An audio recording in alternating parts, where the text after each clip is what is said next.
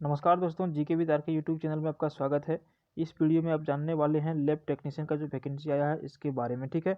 तो देखिए, स्वास्थ्य समिति बिहार में यहाँ पे लैब टेक्नीशियन का वैकेंसी निकाला गया है टोटल 222 पदों पर। तो दोस्तों आपको बता दें कि ये जो लैब टेक्नीशियन का जो वैकेंसी निकाला गया है इसका फॉर्म जो है ऑनलाइन भरा जाएगा और ये जो है संविदागत पर है, ठीक है। संविदागत मतलब क्या होता है दोस्तों कि ये कोई एग्रीमेंट के आधार पर इसमें लिया जाएगा।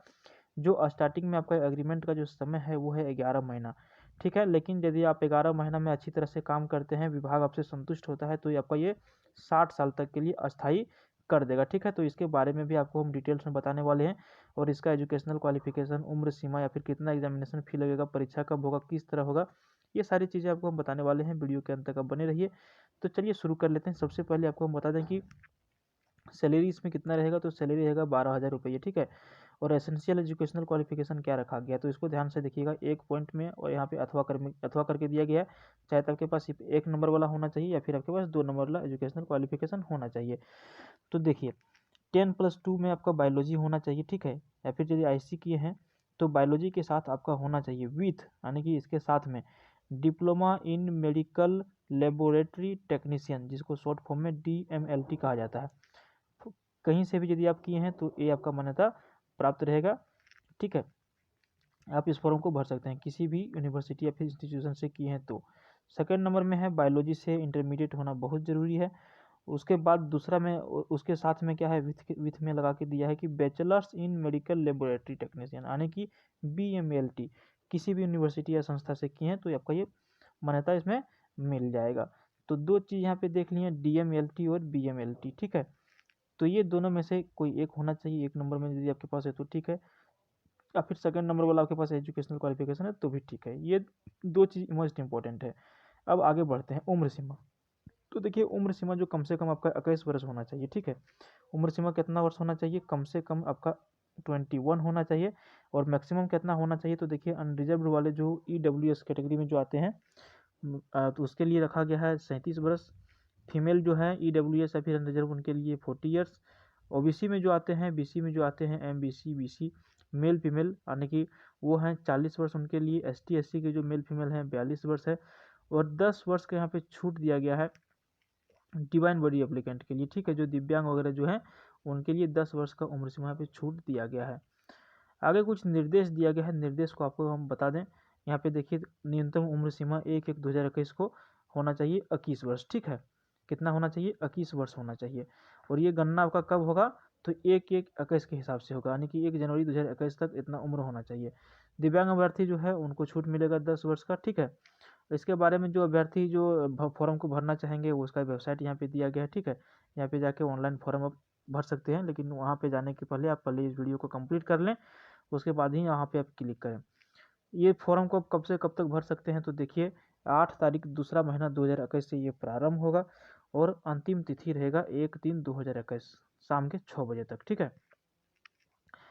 जो हम बात कर रहे थे पहले 11 महीना और 60 साल का, तो ये देखिए यहाँ पे इसको हम थोड़ा पढ़ देते हैं, ध्यान से सुनिएगा कि नियोजन पूर्णतः संविदा के आधार पर अधिकतम 11 माह के लिए किया जाएगा। संतोषप्रद कार्य रहने पर संविदा अवधि का विस्तार 60 वर्ष की आयु तक के लिए या फिर राष्ट्रीय स्वास्थ्य मिशन के अंतर्गत ROP में उक्त पद की स्वीकृति होने एवं राशि उपलब्ध रहने में, देखिए कभी राशि घटता नहीं है, से जो भी पहले हो तक की अवधि के लिए विस्तार किया जाएगा। आप समझ लीजिए 11 महीना यदि आप बढ़िया से काम करते हैं ना, तो ये 60 वर्ष के लिए अपना नौकरी पक्का हो जाएगा, जल्दी हटाता नहीं है किसी को।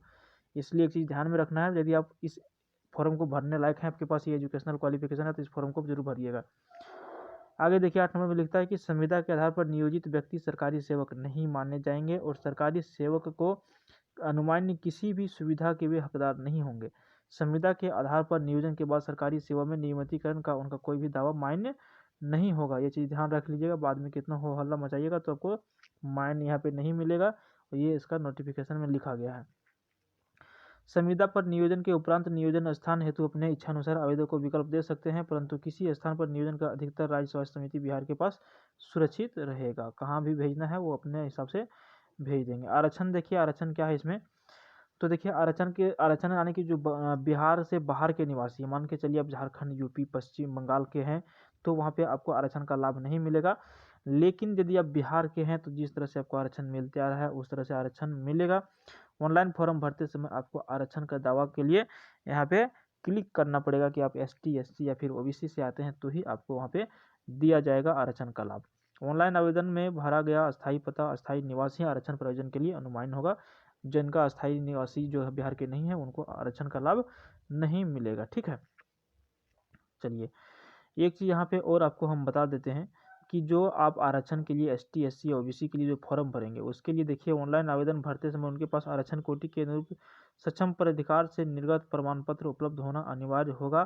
किसी भी प्रकार की त्रुटि भिन्नता होने पर आरक्षण का दावा मान्य नहीं होगा। यानी कि जो अधिकारी के द्वारा यहाँ पे बनाया जाएगा आपका कास्ट सर्टिफिकेट, वो आपका अनुमान्य होना चाहिए, उच्च अधिकारी के कोटि के द्वारा बनाया गया होना चाहिए। ठीक है, नहीं तो बाद में आपको आरक्षण का लाभ यहाँ पर नहीं मिलेगा। ये बात आपको समझ में आ गया। आगे देखिए, यहाँ पे आपको हम बता देते हैं थोड़ा सा, आप जैसे वीडियो बहुत लंबा हो जाएगा। आरक्षण से संबंधित ये सारा कॉलम है 2 से लेकर के 6 तक। तो आप इसको क्या कीजिए, थोड़ा सा इसको रोक लीजिए वीडियो को और इसको आराम से पढ़ लीजिए, उसके बाद आप आगे बढ़िएगा। हम यहाँ पे इसको स्किप कर देते हैं यहाँ से यहाँ तक, इसको हम नहीं बताएंगे, आप खुद यहाँ पे थोड़ा सा पढ़ लीजिएगा। आगे हम बढ़ते हैं। ठीक है, चलिए आगे हम आते हैं महिला पर। ठीक है, तो देखिए महिला को यहाँ पे बिहार में 35% आरक्षण यहाँ पे दिया जाएगा। ठीक है, सामान्य प्रशासन विभाग बिहार के पत्रांक 2326/15/2016 के आलोक में महिलाओं के उपलब्ध में 35% क्षैतिज आरक्षण देय होगा। ठीक है, कितना 35% आरक्षण यहाँ पे आपको मिल जाएगा जो महिला हैं बिहार के। आवेदन शुल्क की यदि हम बात करें तो देखिए आवेदन शुल्क आपको यहाँ पे थोड़ा समझ में आ जाना चाहिए। आवेदन शुल्क यहाँ पे देखिए, जो आप अनरिजर्व कैटेगरी के जनरल कैटेगरी वाले जो हैं, उसी में EWS या फिर BC या फिर MBC, ठीक है, BC और MBC मतलब जो OBC होता है, ठीक है, अदर बैकवर्ड कास्ट जो होता है, ठीक है, जैसे पिछड़ा कोटि कहा जाता है। पुरुष के लिए लगेगा आपको 500 रुपये, महिला यदि आप हैं तो आपको लगेगा 250 रुपये। ठीक है, ST SC जो बिहार के डोमिसाइल वाले हैं उनके लिए 250 और 250। यदि ये बिहार के बाहर के ST SC वाले हैं तो आपको 500 रुपये वहाँ पर देना पड़ेगा। दिव्यांग व्यक्ति के लिए भी 250 रुपया भी फीस रखा गया है।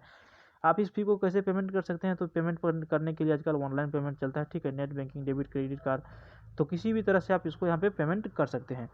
आगे हम बताते हैं आपको चयन का जो आधार रहेगा वो किस तरह रहेगा, इसको आप समझ लीजिए। तो देखिए लैब टेक्नीशियन टोटल 222 सीट, 50 यहाँ नंबर का परीक्षा होगा, कंप्यूटर बेस्ड सेट, यानी कि कंप्यूटर पर यहाँ पे होगा 50 प्रश्नों का। ठीक है, और परीक्षा कितना का होगा, तो देखिए चयन हेतु निम्नलिखित के अनुसार 100 पूर्णांक होगा। ठीक है, इसको समझिए। Academic qualification 50, 0.5 for each percentage of marks in essential qualification. Note में दिया गया है both the essential qualification would carry the equal weightage during calculation of merit score. Interview इसमें नहीं होगा। सैलरी आपको 12,000 रुपये दिया जाएगा। देखिए मेगा सूची में टाई हो जाते हैं तो जिनका उम्र वगैरह ज़्यादा होता है उनको यहाँ पे, जिनका नंबर वगैरह ज़्यादा होता है उनको यहाँ पे वरीयता दिया जाएगा। ठीक है, तो उसको आप ध्यान में रख लीजिएगा। यदि आप कंप्यूटर बेस्ड टेस्ट में परीक्षा में आप जाते हैं तो कम से कम क्वालिफाइंग मार्क्स आपका क्या रहेगा, सामान्य वर्ग के लिए 40%, पिछड़ा वर्ग के लिए 36.5%, अत्यंत पिछड़ा वर्ग के लिए 34%, अनुसूचित जाति जनजाति महिलाओं तथा दिव्यांग उम्मीदवारों के लिए 32% यहाँ पर जो है सो परसेंटेज रखा गया है, उतना आपको लाना ही होगा।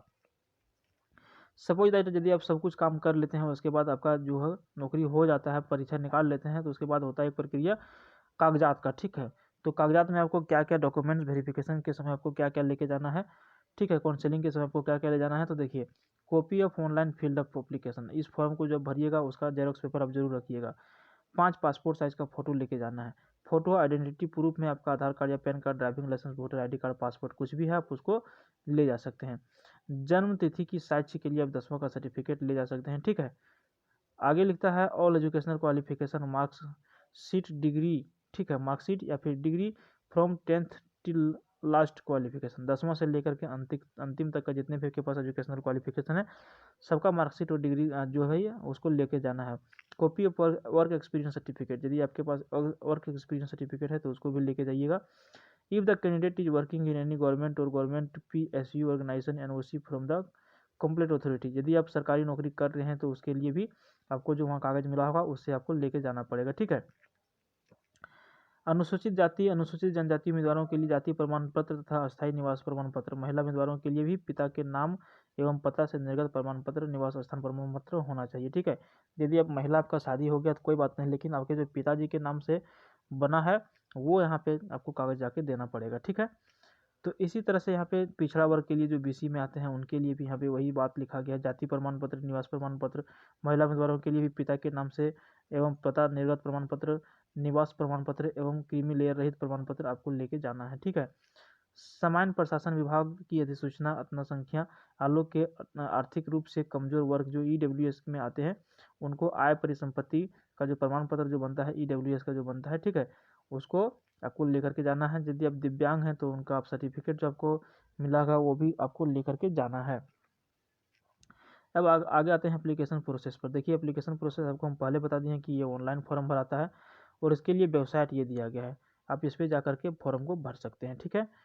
चलिए तो इस वीडियो में इतना ही, और लगता है मुझे सारा कुछ हम बता दिए हैं। इसमें जो भी है सारा कुछ ऑनलाइन फॉर्म भरने का जो अनुपालन करने का जो दिया गया है, आप इसका स्क्रीनशॉट लेके खुद एक बार आप पढ़ लीजिए, उसके बाद आप इस फॉर्म को भरिएगा, ठीक है।